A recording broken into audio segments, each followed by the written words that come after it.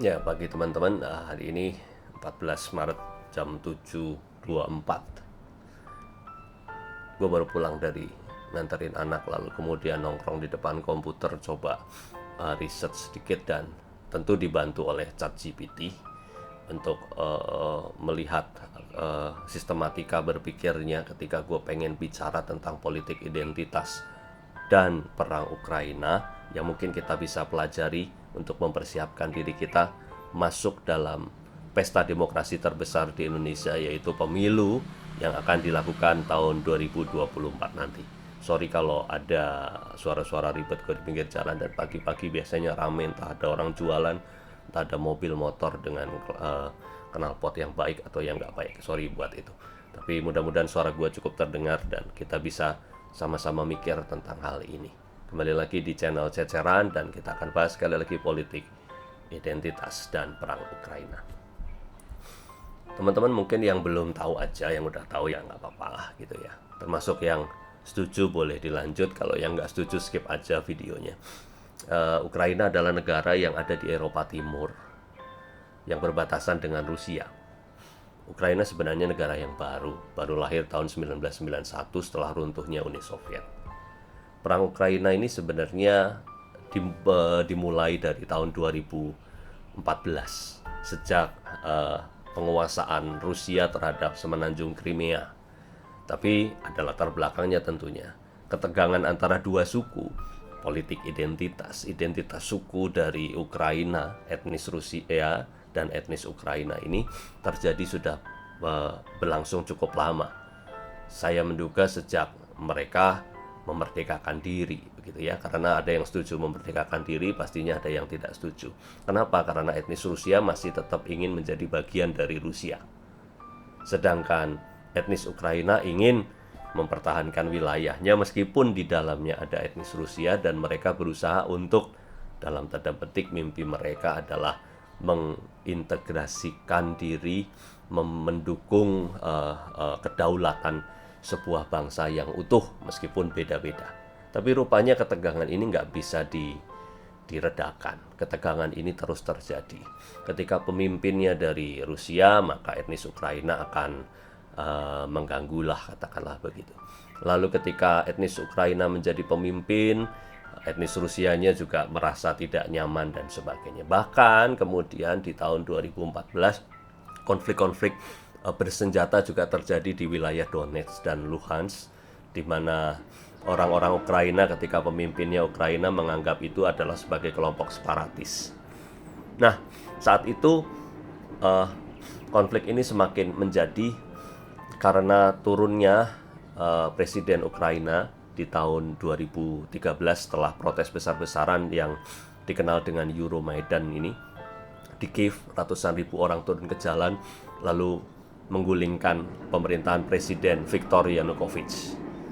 Viktor Yanukovych ini adalah presiden yang didukung oleh Rusia, etnis Rusia.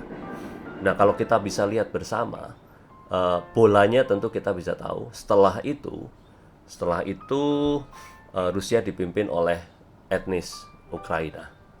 Dan kemudian ketegangannya berlanjut karena apa? Karena kebanyakan kebijakan-kebijakan politisnya tidak mengedepankan dialog dengan teman-teman di Donetsk dan Luhansk. Bahkan mereka menggunakan senjata juga untuk meredakan separatisme. Yang akibatnya apa? Semakin muncul kebencian dan sebagainya. Nah, teman-teman, krisis ini menjadi krisis internasional. Kenapa? Sekarang jadi kayak tempat blok barat, Uni Eropa dan NATO, Amerika gitu ya, lalu dan sekutu-sekutunya itu mengirim senjata ke Ukraina, nyuruh orang Ukraina perang lalu melawan Rusia. Kayak semacam proxy war. Mereka mungkin blok barat nggak ikut perang di sana secara langsung, tetapi mereka mempersenjatai Ukraina. Memang ada orang yang berpikir bahwa itu adalah upaya untuk membantu menjaga kedaulatan Ukraina. Bisa saja itu betul. Tetapi di sisi lain, faktor-faktor kepentingan dan sebagainya pasti bermainlah di sana. Nah, nggak usah kita ngomongin soal faktor kepentingan apa Amerika di sana dan sebagainya. Rusia ya mungkin lebih jelas kalau Rusia soal NATO yang apa namanya ingin mengajak Ukraina menjadi bagian dari diri mereka, itu sudah jelas itu akan mengganggu Rusia. Tetapi yang gue pengen ajak teman-teman mikir adalah soal politik identitas. Politik identitas yang nggak dirawat, teman-teman.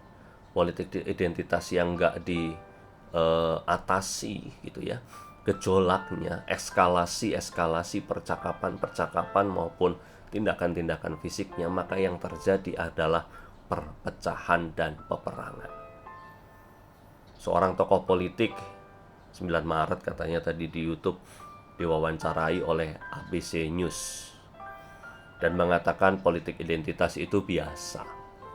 Bahkan menggunakan agama dalam perpolitikan itu sah-sah saja dan biasa. Iya, benar sah. Tapi kalkulasi risiko dan integrasi begitu ya, dan kesatuan sebuah bangsa juga harus dipikirin. Kalau udah tahu bahwa itu adalah isu yang sensitif, mestinya isu itu tidak dikedepankan, bukan menjadi isu yang utama paling tidak, atau bahkan mungkin dibuang sajalah demi mempertahankan bangsa. Apa gunanya politik kalau politik itu tidak membangun bersama? Apa gunanya politik kalau politik itu malah justru menjadikan bangsa ini terpecah belah?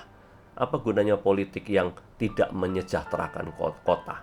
Politik kan sebenarnya upaya untuk menyejahterakan sebuah komunitas, kota lah gitu. Kalau sekarang ya negara begitulah.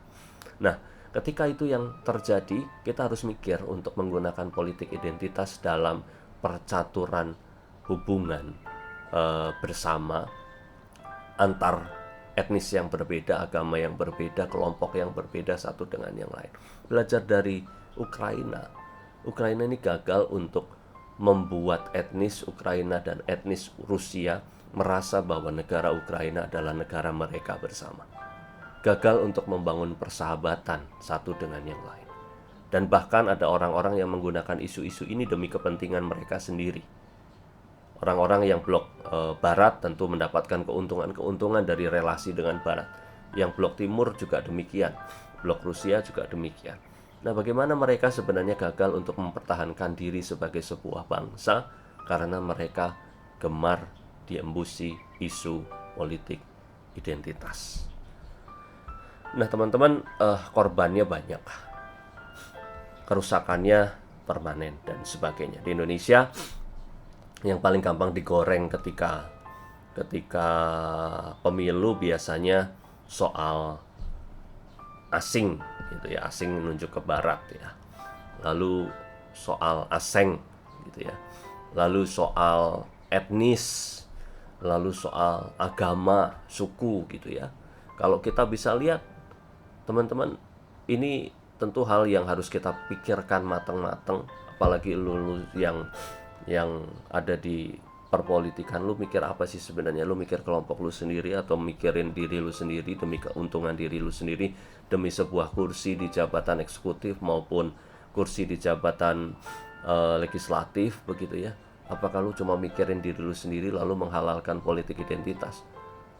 Lu mungkin jabat 5 tahun, habis itu selesai. Lu mungkin punya duit di situ, dapat duit di situ, dapat nama di situ. Tapi lu tahu bangsa ini harus kita jaga keberlangsungannya. Bukan cuma 1 abad, kalau bisa abadi gitu ya. Kalau bisa bangsa ini kita jaga dengan seutuh-utuhnya, kedaulatannya kita jaga. Kedaulatan itu dijaga bukan hanya dari soal menyiapkan tentara, kemudian alutsistanya dibeli lalu untuk mempertahankan itu. Enggak, kedaulatan negara itu justru dijaga dengan dan dari dalam diri kita sendiri. Kenapa? Karena justru itulah melalui menjaga kebersamaan anak-anak bangsa, menjaga ketiadaan perpecahan antara anak-anak di antara anak-anak bangsa itulah yang paling utama sebenarnya. Perang Ukraina ini bisa menunjukkan pada kita bahwa ketika identitas itu kemudian dikerucutkan menjadi sebuah dengan pagar-pagar, banyak identitas itu dipagari dengan pagar-pagar yang jelas, maka yang terjadi akan hancur-hancuran sih. Di Indonesia Udah sering terjadilah gitu ya. Yang paling menderita biasanya kalau sudah politik identitas ini orang-orang minoritas, orang-orang dengan jumlah sedikit, suku-suku dengan jumlah sedikit, lalu kemudian agama-agama dengan jumlah pengikut sedikit, lebih sedikit dari yang lain, lalu muncul apa, nggak mau melayankan ibadah bagi satu dengan yang lain, rumah-rumah ibadah ditutupin. Ini udah mulai bunyi-bunyi nih bau-bau menggunakan politik identitas. Apa ya mau diterus-terusin ya?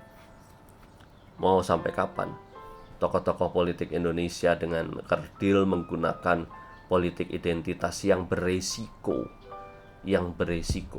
untuk bisa menggolkan hasrat mendapatkan kursi-kursi mereka itu. Keuntungan sementara tapi kehancuran yang lebih besar. Kenapa? Karena politik identitas itu membangun narasi. Dan narasi-narasi itu ternyata adalah narasi-narasi yang biasanya menjadi ingatan kolektif nih. Ingatan-ingatan kelompok-kelompok tertentu akan kelompok-kelompok yang lain. Dan bahkan di dalamnya akan muncul generalisasi-generalisasi. Apa sih generalisasi? Generalisasi adalah upaya untuk memberikan label pada sebuah komunitas. Contohnya ginilah. Semua orang Jawa halus, maka gua orang Jawa, gua halus. Lalu semua orang Batak ngomongnya keras, maka teman gua Sinaga adalah orang yang ngomongnya keras. Apakah begitu? Generalisasi sebenarnya berdasarkan atas ilusi yang dibangun untuk melabeli sebuah komunitas. Dan generalisasi ini selalu bisa dibantah karena selalu ada black swan, selalu ada angsa hitam. Orang berpikir angsa itu biasanya putih, tetapi begitu ditemukan angsa hitam, maka pendapat itu akan gugur dan rontok. Sama halnya, semua orang Jawa adalah halus, dan gue bukan orang yang halus. Gue kalau ngomong lebih keras dari teman gue Sinaga. Dan itu membuktikan bahwa kedua premis generalisasi tadi adalah sesuatu yang keliru dan salah. Contohkanlah dalam kasus Ahok dan Anies. Orang sering menggeneralisasi itu dan kemudian membawa kelompoknya Ahok sebagai kelompok A, kelompoknya Anies sebagai kelompok B dengan label dan identitas masing-masing. Apakah benar? Enggak juga. Tidak semuanya benar.